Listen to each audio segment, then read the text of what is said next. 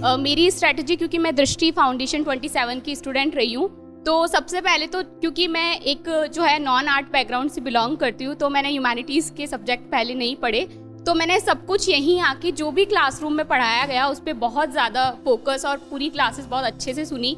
और क्योंकि मेरे 4 पेपर्स, जैसे मेरा ऑप्शनल हिंदी लिटरेचर मैंने रखा था वो, और इथिक्स का पेपर और ऐसे का पेपर, चारों विकास देवीकीर्ति सर से मैंने पढ़े थे, तो जैसा सर ने कहा, जैसा कहा एकदम वैसे ही मैंने एग्जैक्टली बाय वर्ड फॉलो किया।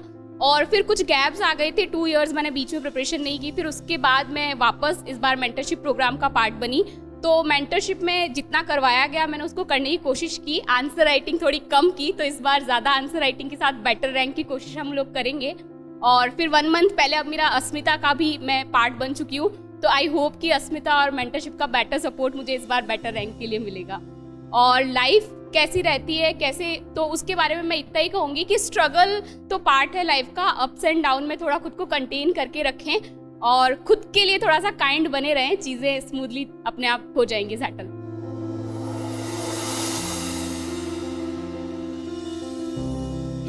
मुझे लगता है जितना नॉलेज वाइज पढ़ना था वो सब हो चुका है काम। प्रीलिम्स बहुत बड़ा साइकोलॉजी का भी गेम है, तो 1 वीक जो अब बचा है उसमें आप केवल और केवल जो आपने कंटेंट पढ़ा है उसको रिवाइज जितना कर पाए उतना करें, और अपनी स्लीप को उसी साइकिल में रखें जिस साइकिल में आपको पेपर देना है। बाहर का खाना ना खाएं और बस खुद पे भरोसा रखें। और जो तुलसीदास जी ने कहा ही है कि तुलसी भरोसे राम के, निर्भय हो के सोई, अनहोनी होनी नहीं, होनी है सो होई। तो कभी कभी होनी है सो होई पे डाल के और शांति से प्रीलिम्स दे देना चाहिए।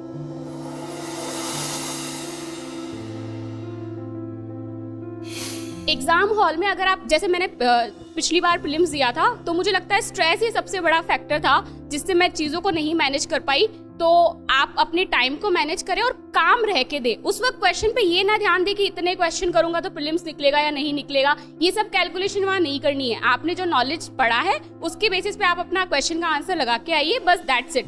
उसके बाद बाकी जो होगा वो सब अपने आप हो जाएगा।